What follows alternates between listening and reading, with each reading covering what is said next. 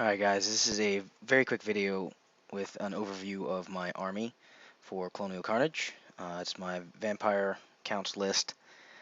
Um, I went with a werewolf theme, which I'm still not completely done with, as I have a Terrorgeist that I'm actually going to be using a werewolf, or a big wolf that I got from like Skybor or something like that, to change him out. But anyways, gonna go over my list real quick, my strategy, my comp, and then I will start pumping out the actual game videos.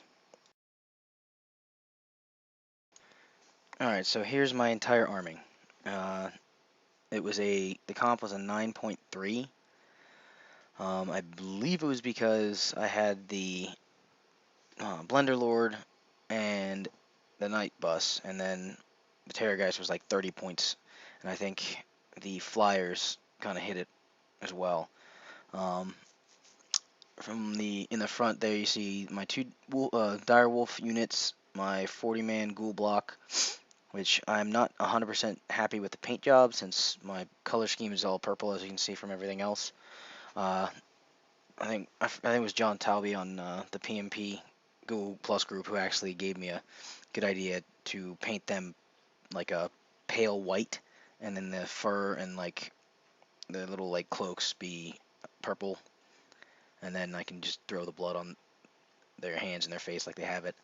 I think I like the albino pale uh, ghouls idea. And then right behind the two dogs are two of my bat swarms. The spirit host right next to the ghouls, and then my 20-man block of zombies for my bunker for my level 4. Then I have to the left is my 30-man sword and board skeleton unit with musician standard. Then behind those two units are are a unit of two fell bats each. In the dead center, he's kind of like his actual model is kind of lost in the night bus behind him, but that's my vampire lord werewolf.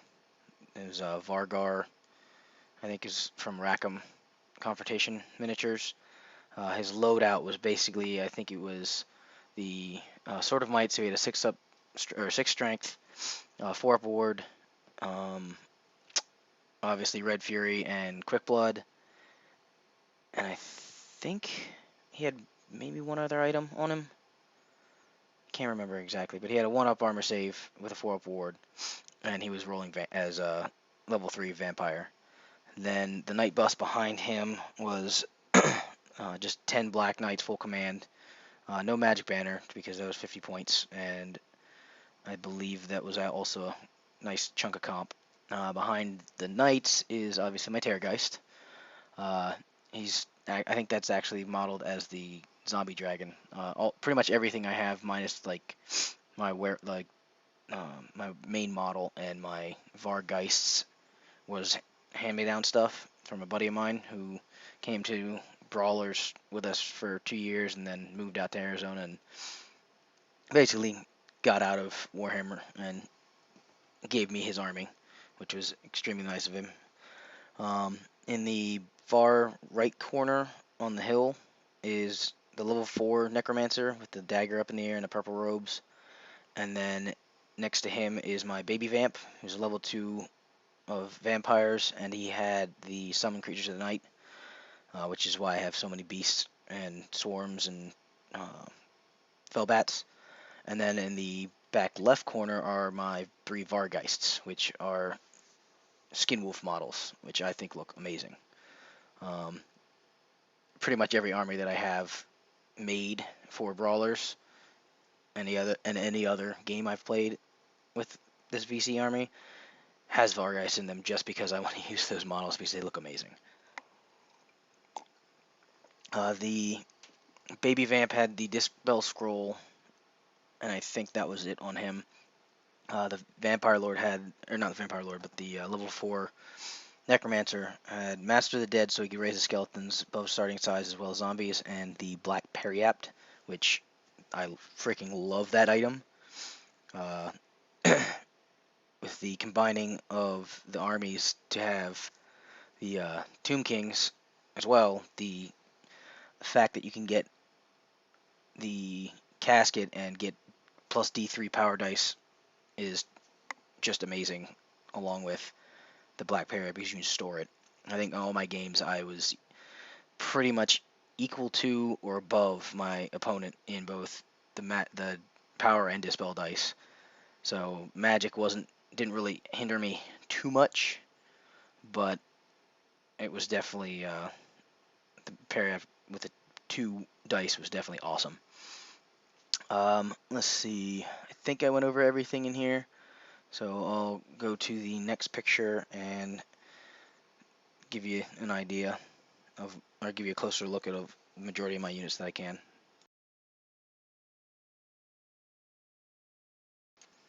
Alright, so here is a close-up of my doggies, one of my bat swarm bases, and then the what's it called, spirit host, and my zombies. Zombies obviously were there just for a bunker and to grow. My dogs and the bat swarms were also there to grow, but they were just chaff. I think I got maybe one game where my dogs got above 10, but other than that, they were about 10 and were just there to get in the way. The bat swarms, again, they're only a 10-inch hover, so they can't march, even if the general's within distance of them. But they give the enemy always strike last, and I don't think I was able to get a very good use out of them because every time I would get outmaneuvered at some point where I would have to put them in the way because I didn't have dogs or fell bats to stop stuff. But Spirit Host did its job. It got into stuff and made it so that they basically didn't lose either didn't die and held up a big unit, or they held them up long enough for me to get stuff done that I needed to. So, and then obviously fell bats were the same thing. They were just chaff and to grow bigger, and they did their job quite nicely. So, on to the next picture.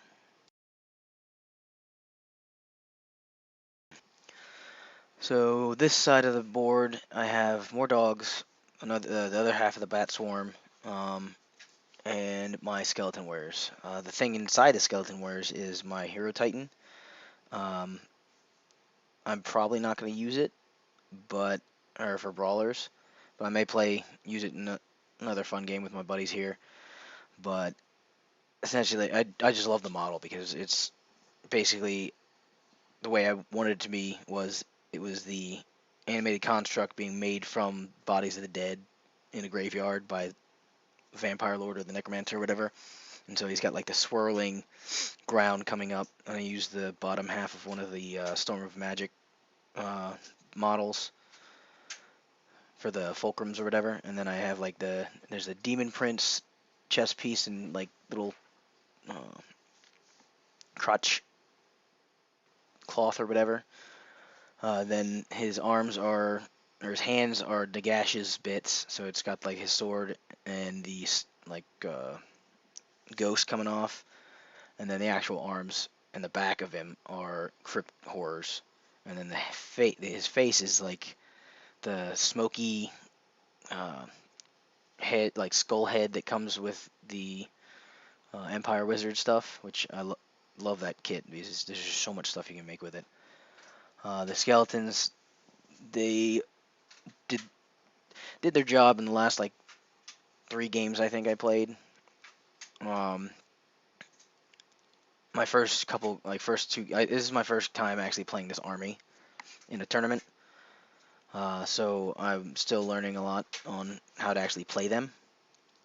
But I basically, in the beginning, turtled up in one side while my Night Bus with my Vargeist and my Terrorgeist went up the flanks, and my Baby Vamp sat there and grew more and more of the beasts to get in the way of the opponent. But the skeletons, after the first 3 games, I think that Saturday, I went over everything with my buddies, and my other friend is actually playing VC as well, and his thought or his recommendation was to be more aggressive, which I decided to do, and it worked out okay. I think I was too aggressive with just my Night Bus with my Vamp Lord and my Baby Vamp in it, but he is done. Blender Lord is nothing to sneeze at by himself, and I think I've had many games where he actually uh, was alone and still saved the game for me, essentially. Um, and then obviously behind them, there's the two more of the Fellbat bases. So on to the next picture.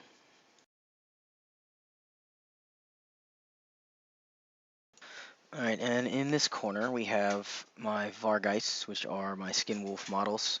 I still have three others that I may paint up for future games where I decide I want to have 4 Vargeists or 2 units of 3 or something like that. Um, if anybody's actually seen those models, they look freaking amazing. And I actually had to Google search how to paint them because like they had all their skin hanging off of them. And I found one guy, or one picture, who the artist actually didn't really paint the skin like actual skin like they have it on the Forge World website. He just basically kind of like painted everything gray, and then like in the skin areas, like where the skin had peeled off, and like the chest and everything, he kind of just lightened it up with like flesh tone, like a dry brush of flesh tones and stuff, and then threw blood on like the hands and the mouth. And I think it really makes it look like the Vargeist, because the Vargeist are frenzied and they're freaking crazy. Um, and then uh, the Black Knights right there, they are my older Chaos Knights, which personally I think those models, I like those models better than the new ones. Not because they look better per se, but I like this aesthetics of them and their armor. While they're not like completely chaotic looking like the new set you can get, they rank up a whole hell of a lot better. And I think one of my issues is I just put the 5 knights that I got in the box set for the new one together and didn't actually take the time to base them or to get them like perfectly ranked up like I should have. But I already had all these guys painted from I think a previous Brawler's Bash, and I still need to touch them up a little bit. But I love the models, and since you can't see any skin, they could easily be undead whites under there that my vampire werewolf lord raised from a bunch of Chaos Knight shrines or something like that, or tombs. And then behind them is my Terrorgeist, which, yes, is modeled as a uh, zombie dragon, but like I said in the beginning, it's a hand-me-down army, and my buddy, I think, may have originally planned to make that a zombie dragon, but he has the old one as well, and I know he wanted to take a vampire lord on a zombie dragon at one point, but because of cannons that kind of fell through. Terrorgeist obviously is there to scare people with armor, and he did so, but did not do as well as I'd hoped. At least not in this tournament. In other games I played with him, he's done amazingly. I think against my younger brother, he screamed off pretty much all of his Orc Boar boys with his general in it, and had them running at the end. I think it was the end of the game, and they had them running across the board back and forth from failed from charges, and finally at the end got squished by the Terrorgeist, which they originally ran from, I think. But either way, having that on the board is everybody hates it. They're gonna put everything they can cannon wise into it if they can, and it keeps my Night Bus and my Vampire Lord alive a little bit longer to get into combat. So he did his job, and I'm hoping he'll do his job again in Brawler's Bash. So on to the next picture.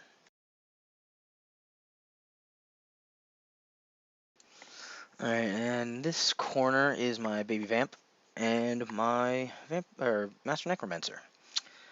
Baby Vamp basically just in there to raise up a crap load of beasts, which he did fairly well at. I think the only issue I had was the fact that I kind of pigeonholed myself as to where everything had to be. Because it had to be within 18 inches, preferably 12 or 6 of the baby vamp, so he could raise all my beasts up past their starting value. Um, I'm definitely not doing that for brawlers. Brawlers is going to be a lot harder list, or a much harder list rather. Um, I did. If you can look at the bottom of the baby vamp, like the werewolf vamp's base, he's on a 20 mil base, and then I made a cavalry base for him that's kind of scenic, so that he can, and he's magnetized on it. I got the Shogun miniatures. They have amazing bases, amazing magnetic bases, and you can also order just straight up flat pieces of metal. Like I've used flat pieces of 20 millimeter uh, sheet metal on that base. I glued it to it, or to the cavalry base, so that my baby vamp could be magnetized and just put on there when I want to run him as a mounted character, and take it off when I want him as on foot. And I did the exact same thing with my Blender Lord, and it worked out really well. When my Blender Lord, if he's on foot and decides to run off and attack people, I have another sheet of like 40 millimeter base size that I stick under him, so that he's actually like stable, because being on that big ass pillar, I've broken his arm off. I broke the arrow that was in his leg is now in his hand, because that broke off when he fell. Um, yeah, I would definitely recommend Shogun Miniatures and their stuff. Uh, it's cheap, and the quality is like amazing. So consider that my plug for this video. Um, I'll I'll see if I can't put their website in my link, or in a link to my in my video for this. My Necromancer, he did his job. He was my level 4. I think against Ken Stubbs, his freaking insane 2 blocks of Night Goblins with short bows with a just wall of characters. Like, the guy literally had, you'll see it, but the guy had to color code his units with little like gems to match him up on his character sheet, because the first 2 pages of his army builder was literally characters. It was so hard. Like, I had a great time playing him, but it was so hard to keep track. I think even he was having issues with it. But his army was definitely scary. Anyways, the reason that came up was I actually used the Wind of Undeath multiple times on his army with my level 4. Anyways, like I said in the beginning, the Black Parry was on him, and it kept me in the game with magic. Like, with my warriors, I always stuck with magic.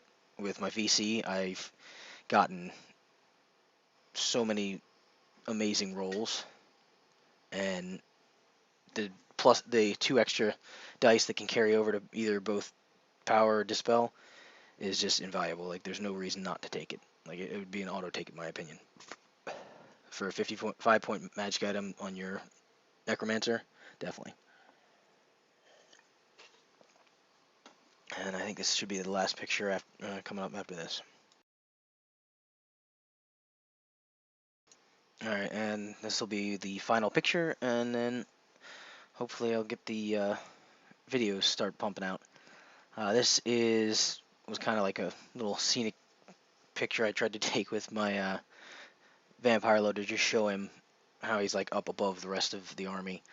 I didn't really have any issues, I don't think, with the like true line of sight stuff, but I only ran into, I think, 1 cannon, which is good. In front of him, obviously, is the 40 ghouls. They were there to just jump into something and poison attack the crap out of it. Unfortunately for me, my first like 3 games, I did not use them to their full ability. But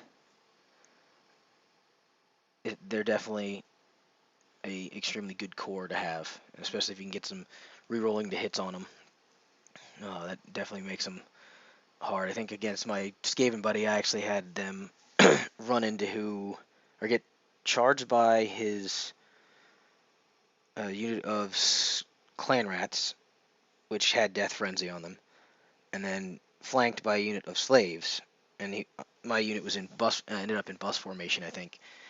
But I was able to get with the Master Necromancer behind their unit. He pumped out both Headless Vigor and the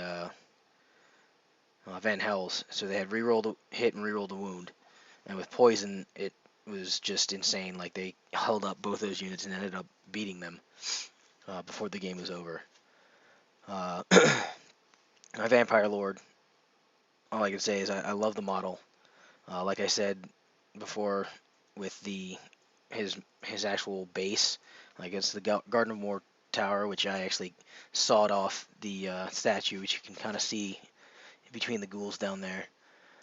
Because originally my plan was to have a graveyard unit, 40-man graveyard unit with my Vampire Lord in it, and have that statue behind him, kind of as like the scenic. He jumped up, smashed the statue off with his gigantic hammer, and then is now standing on its pedestal, howling for the douchebag who shot him with an arrow.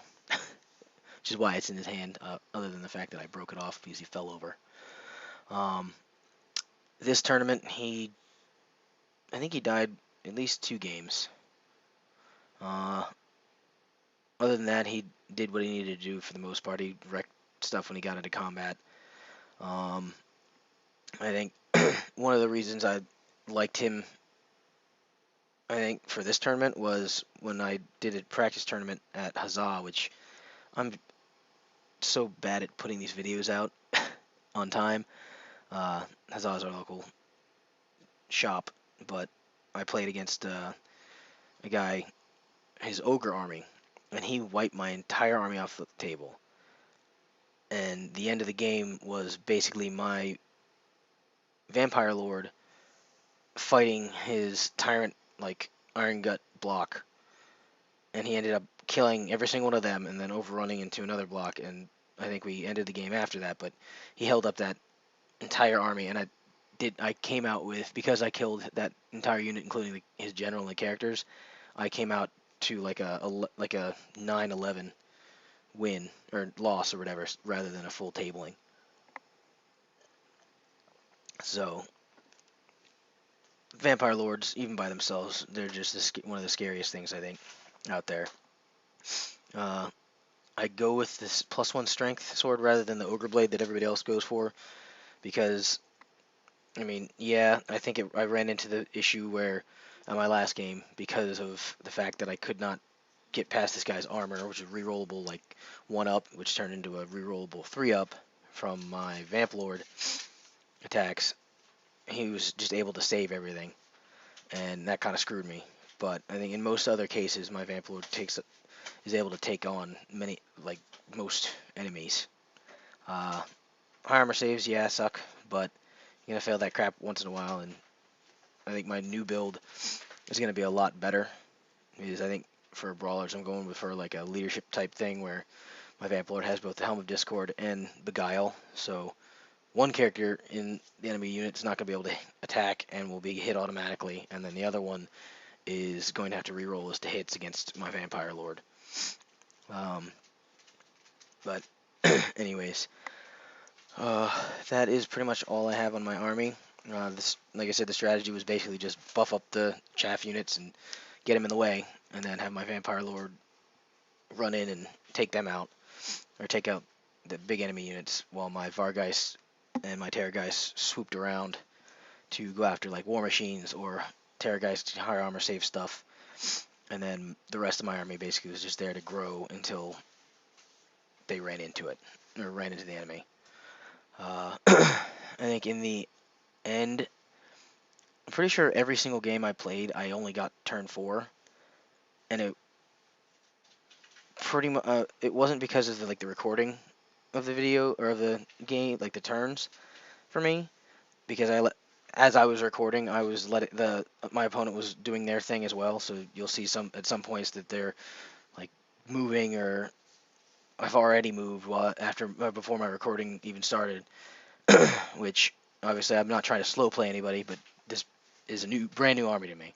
So I'm still learning. I think I might be able to get like 2 practice games in this month before Brawlers actually hits. And then after that, I don't think we have any tournaments that we're going to really go to my knowledge at least. I think the only other one coming up that we know of is like August or November or some crazy thing like that. So we got a lot of time uh, to practice. Or I got a lot of time to practice this army a little bit more and touch up the paint jobs and stuff. I know everybody else is on the Warhammer YouTubers are starting to get back into what's it called? Um, Mordheim. That's what it's called. And I know one of my buddies who plays the other VC player in my group used to play Mordheim, and he loves it. So I've already started putting together my Shadow Warrior warband, and haven't even played a game of Mordheim yet or before, and I've already been sucked into the want and need to play it. So you may start seeing some Mordheim games coming after Brawlers, if I ever get the Brawlers videos up. I know last year's Brawlers just got up like November of last year after it was over, like 6 months before that. Anyways, I'm now rambling, so I will put this video up and start pumping out the Colonial Carnage games. And thanks for watching.